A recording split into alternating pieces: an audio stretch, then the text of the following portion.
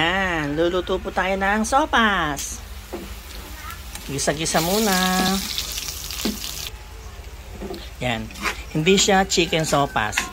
Wala kaming manok eh. Spam na lang. O di, spam sopas. Diba? Pwede naman kasing spam o kaya meatloaf para kung wala kayong chicken breast. Pwede na yan. Tapos, lagyan natin hotdog.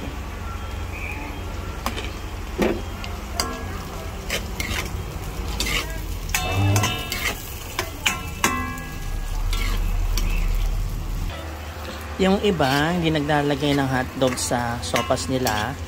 Pero kasi, since may mga pamangkin akong bata, so, suro nila na may hotdog, kaya ayan. Pwede naman. Lagyan ko nga siya ng mushroom. Wala lang, trip ko lang. Ha? Ano ba niluluto ko? Spaghetti o sopas? Ilagyan ko ng mushroom. Ilagay na rin natin yung carrots. Madalian eh, madalian. Tapos po, lagyan na natin yung tubig. Ooh.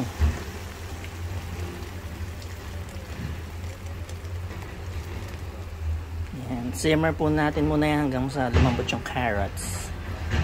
Lagyan na natin ang mahiwagang cubes. Lagyan na po natin yung macaroni. Bonus macaroni. Tots bonus, baka naman. Simmer na lang po ito, no? Tapos, lagyan natin yung huling-huling repolyo. Lagyan na po natin yung repolyo. Para medyo crunchy pa siya, no? After 15 minutes, lagyan na po natin yung milk.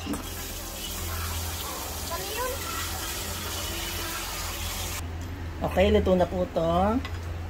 Ang sarap! There. Oh, ulitin mo.